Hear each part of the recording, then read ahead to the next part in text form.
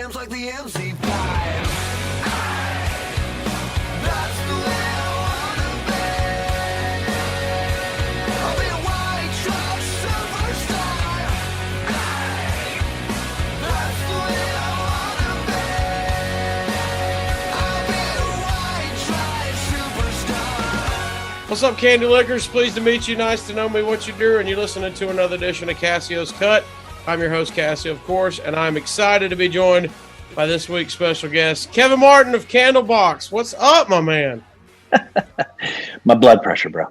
That's what's up. I saw you talk before with somebody, and they were asking you how you were getting ready to go on tour, and you said diet. So Yeah, yeah, all sorts of it's been a rough year and a half, man. But just excited that we're able to get out there and play these shows. It's all good.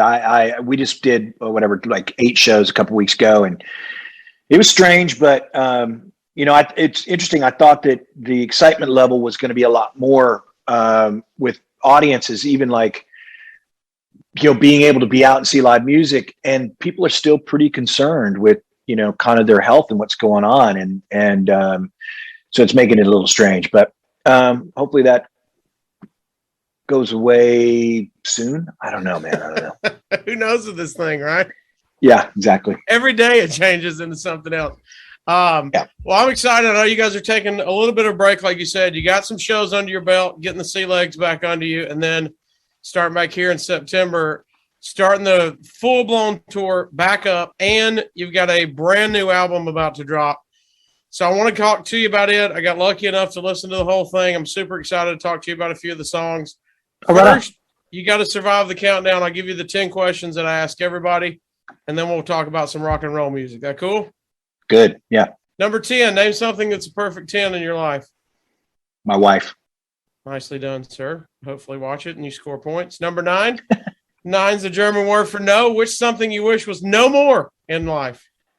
This COVID. Easy answer. Yeah. 8. When you die, what do you want to be the last thing you ate? What's your last meal? You can mix and match, restaurant, home cooking, appetizers, dessert, whatever you want. A good dry rub southern rib. Oh, okay. Well, you're coming. I'm in Huntsville, Alabama, so you're coming to Nashville and Birmingham. Maybe I can bring some ribs to both of them. I love it. Okay. Number 7. When you were 7 years old, what did you want to be when you grew up? A rock star. Always. No backup plan. No, I didn't have a backup plan. I still don't. Still don't. Number 6. How do you want to end up 6 feet under? Asleep. I'd like to just go to sleep and have that be, nice, quiet, simple, peaceful simple rest. death. Yeah. Number 5, 5-finger discount. What's the last thing you stole?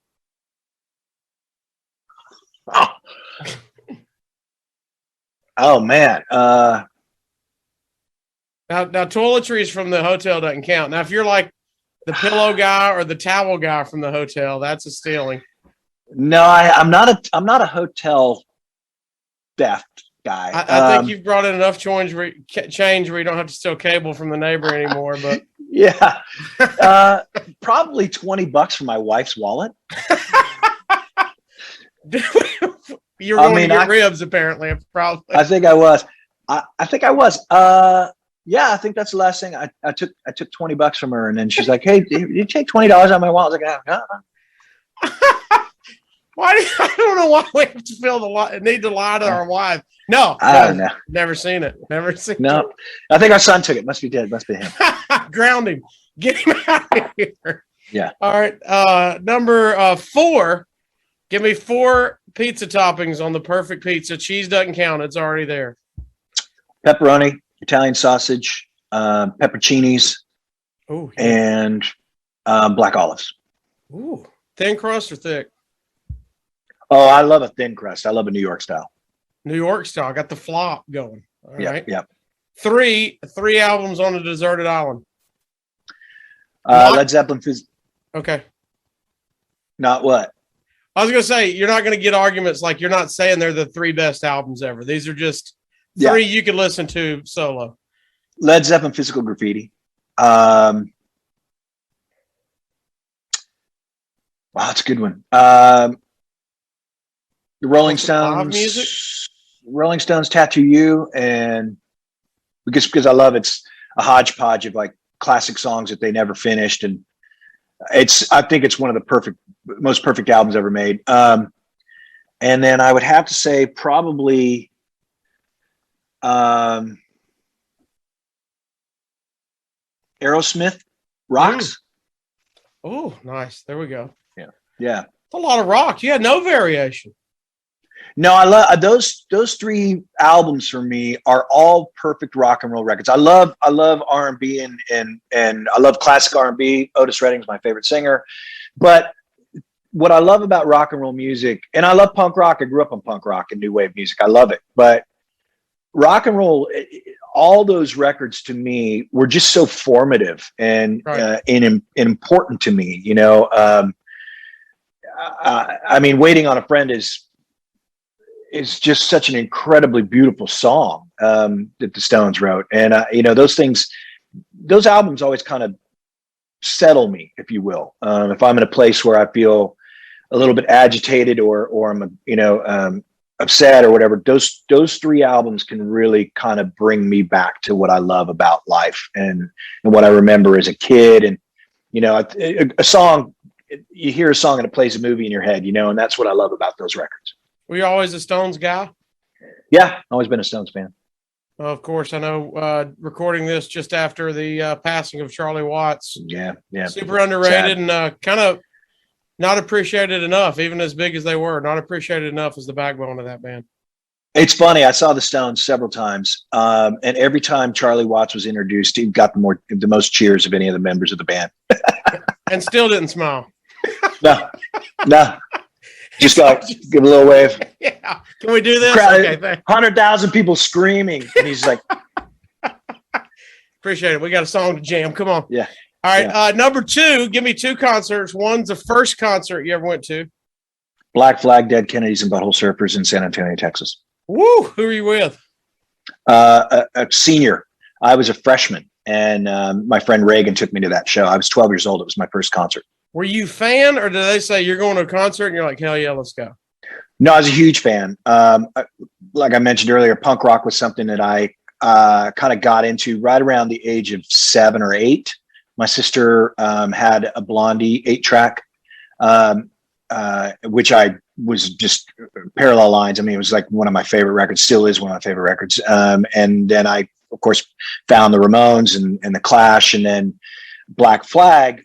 When I moved to Texas, in 8th grade, a friend of mine that I met my first week of school gave me this record by a band called Fearless Iranians from Hell, which was a San Antonio punk band. And Fearless Iranians from Hell? From Hell, yeah. Immediately got sucked into that, and then that came Black Flag, and all that stuff came after that. All right, and then second concert I need is the last concert you went to as a fan. You weren't playing, you just went, I need to go to this concert. Lana Del Rey. Oh, nice. When was that? That was September of 2019. She played the Hollywood Bowl. Fantastic artist. Her Sublime cover is fantastic too. She's a. I mean, it was funny when I watched her that time on Saturday Night Live. I guess where everybody was giving her shit about her performance. I thought to myself, I was the first person that was shocked that anybody gave her shit about it, because I was like, man, this person gives 0 fucks what anybody thinks. Right. And I love that. And I think she's done that every single record. And I think that's just fascinating that she just does not give a shit, man. She does what she wants to do, how she wants to do it. And if people like it, they do. If they don't, they don't. I mean, I think that's fascinating. It's a beautiful thing as a recording artist when you can, when you have that mindset. Some never get it, and some takes longer to get. Yeah. Did y'all have it from the beginning? When'd you get it? I had it from the beginning. I mean, I guess that probably comes from the whole punk rock aspect of my life. You know, starting drums when I was 12 years old and playing in punk bands and not caring what anybody thought. You know, even when Seattle, I think the only time I really felt a little insecure about maybe what the band image was I had bought my first car. I never owned a car, and then I got my royalty check and I bought a Porsche, and I pulled up at a stoplight, and Chris Cornell pulled up next to me with his now ex-wife, Susan Silver, and he was in the passenger seat, and he's like, "Nice car." And I was like, "Oh, fuck. I did." I was like, "I don't deserve this car. What am I doing? This is so stupid." He's Chris Cornell and he's in the passenger seat and they're driving a Jeep. I mean, I was so embarrassed. And I'd known him for years. I mean, because I had worked with Susan at a shoe store when she was managing them early on. I was 16 years old. So I was like, it was so weird because I'm like, I know you were friends. I don't know why I feel so insecure about this. But that was kind of the first time where I really cared what somebody thought of me in Seattle. And I never got over that. I'll tell that story till the day I die, that it is one of those moments as a musician where I just felt like I did not deserve the success I had. It was weird. It was a weird feeling. Did you sell the Porsche? No, kept it. It didn't hurt you too bad. Nah. I mean, it's still a damn Porsche. It's still a Porsche. All right. And number one, we'll get out of the countdown and talk about this brand new record that's about to drop. I always ask, I don't even know if you're a wrestling fan or not, but I always ask, if you're a wrestler, who would you be? I don't know much about wrestling. Were you ever into it as a tiny kid? Any? No, I was more baseball and basketball and football. I guess growing up in the Midwest, I mean, I'm 52 years old. So, in the 70s, there wasn't a lot of televised wrestling. And my family, there was a period where we were on government cheese, on welfare and stuff. So there wasn't a lot of money for me to go out and experience that sort of thing. So, and then of course, when I turned, 12 years old, 13 years old, I wasn't going to be interested in anything like that. It was more about chicks and music. So I never really got into it. I guess, I know of Hulk Hogan and the Snap into a Slim Jim guy. And then there's a guy named Ric Flair or something like that. Yeah. Which a buddy of mine dressed up as Halloween, which I thought was, "Who are you?" And he's like, "Ric Flair." I'm like, "Who the fuck's Ric Flair?" But yeah, I don't really have any of that stuff. Let me guess, so he had a bathrobe and he just wooed all the time. That was pretty much yeah, it. Woo! Yeah, that's exactly what he did with a blonde wig. He had a blonde wig on. Oh, look at that. Right here. Look at that. That's him? it. That's your exactly buddy? who he was trying to beat. No, but that's him. No, all right. You survived the countdown. Thank God. Now let's talk about some new music from Candlebox, which I'm super excited about. Seventh album, right? Seventh studio album. Yeah, seventh studio. Yeah. Album called Wolves, coming out September 17th, just a couple weeks. How much of this did you have recorded pre-pandemic, or was this all pandemic album? It's pre-pandemic. We recorded this August of 2019. And then I finished the vocals in January of 2020. And then the record was mixed and mastered in February. It was supposed to come out August of last year. So we've been sitting on this thing for almost 2 years. How does that feel? Is it nerve-wracking, or is it I need to get this out? It's a little nerve-wracking. Yeah. I mean, I remember when Seether released their record last year, I was thinking to myself, God, why are you doing that?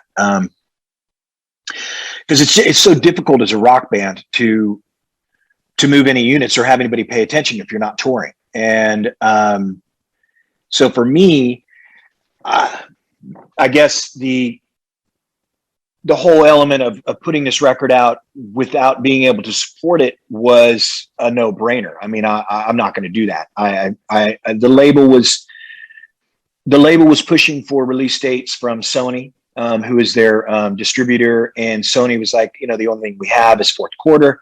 I was like, man, this is just ridiculous. Let's just sit on this thing. There's going to be plenty of time. People who know who Candlebox are, we know we're making a record. There's no real rush. We've never been a band that's released a record every 2 years, so it's not like anybody was really waiting for it. So the decision was to just let this kind of COVID thing work its way to where we felt that there was some sort of opportunity for us to be able to support it. So when we knew that things were opening up later in the summer, that's when we kind of started talking with the label, and luckily Pavement was able to secure this September date last year with Sony anyway. So it was always kind of scheduled to come out this September. We're just really glad that that's actually going to happen. Let's talk about some of the songs coming out September 17th. Wolves, talking with Kevin Martin, of course, for Candlebox. My wife's fave is My Weakness. I didn't even tell her it was Candlebox. I'm just listening to it in the car. And about the second or third time it came through, she said, what is this song? Because this is a great song. Tell me about My Weakness. That's awesome. It's a chick song. It's a summer song. I didn't want to say it. I'm glad you said it. Yeah, I mean, it's songs about my wife. A very good friend of mine, Don Miggs, wrote it for me. This kind of wheelhouse musically it doesn't exist in my world. I don't have this kind of songwriting ability, but I wanted a song that felt like a Bryan Adams, Bruce Springsteen, summertime rock anthem. Okay. And he's not only a good friend of mine and a best friend of mine, but he's also my wife's business partner with this clothing line she has.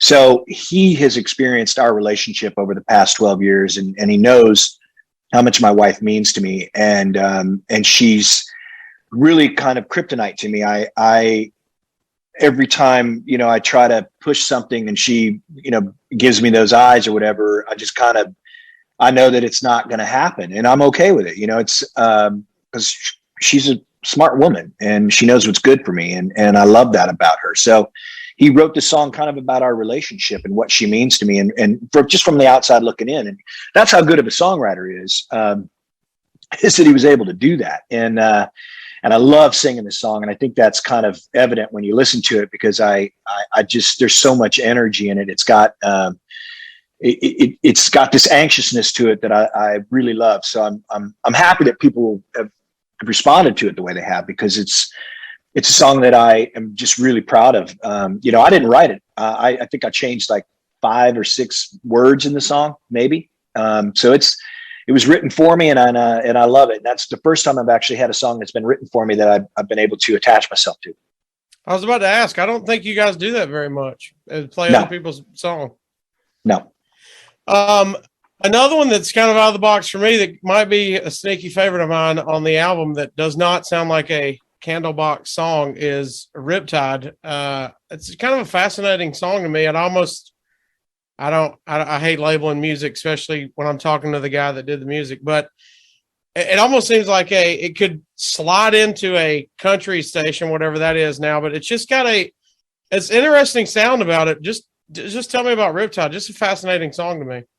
Thank you. It was a song that I wrote with this kid named Keith Longo. I was expressing with my management about the opportunities of writing with musicians that don't come from the world I come from. It's with Candlebox, when we first started the band, it was always me writing with Pete, or me writing with Barty, or me writing with Robbie, who was playing with us in the Happy Pills tour. So I've always kind of had that, opportunity to write with musicians that were in my band, but writing with outside musicians is something that is really interesting, because it triggers a side of you as an artist that, or if they're good at it, it triggers that side of you as an artist that is outside of your comfort zone. Riptide with this kid, Keith Longo, he had sent me 5 songs. All of them were great. He's a pop writer. And I went and met with him, and I said, listen, I love this track. I need to make it feel like Candlebox, and I need to kind of get out of the whole drum loop thing that you got going here. Are you okay with that? He's like, yeah, man, I'm just a musician that writes songs. And so we really dug in. We dug our heels in and kicked the dirt around a lot with this one, looking for that kind of ballad sensibility that people love from Candlebox. Yeah. And, with like Disappearing Airports, it's a song like Alive at Last. Into the Sun, of course, it's Breathe Me In. Happy Pills, It's All Right. Lucy, Blossom, all these kinds of songs that people kind of recognize us for.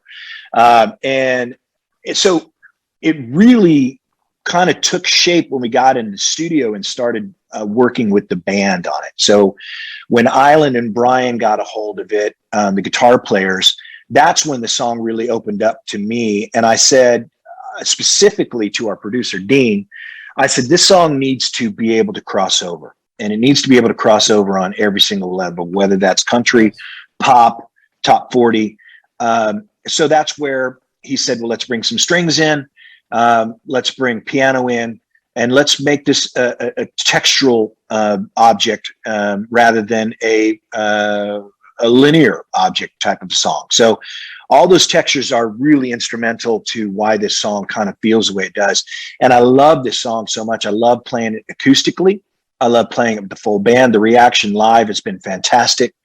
And I think we have a real shot with this song of kind of maybe lightning strikes twice, in a bottle for us with this track. It's a beautiful song. The story is amazing. It's about being pulled out from that deep, dark hole that we all kind of find ourselves in as human beings, when you've got that one person in your life that is able to find you and pull you out of it, and that's a really special thing. And my dream is that everybody in the world has somebody like that, but that's not always the case, unfortunately. And I'm lucky to have had several people in my life that have pulled me out of that dark hole, but specifically my wife, Natalie, is really, really good at that. That's interesting. You said that. I wrote down when I first heard it, one, it could kind of fit in almost all genres. So that's interesting. You went almost for that purpose. And then two, the more I listened to it, the more I realized, man, these are kind of deep lyrics. I mean, it's got like the pop rock jam. And then you're like, wait a minute, we got a serious lyrics going on here for just, you're not serious, but deep lyrics. So fascinating song. Big fan of that song. And I'm glad to hear that the crowd is reacting to it. Hopefully get to see it live here. Just a couple more, of course. You mentioned Let Me Down Easy. We've talked about it. You wrote it with Peter Cornell. Peter Cornell, Chris's brother, of course. So you wrote, like you said, a lot of stuff. But this is that and Nothing Left to Lose, just your standard Candlebox. You were bobbing the head. We were stomping the feet. You got that smell. You looks like you smell like shit. Or you're like, just like. I love Nothing Left to Lose, man. It's just a jam, man. Yeah, and that outro, there's something about that outro of that song that just scares the shit out of me.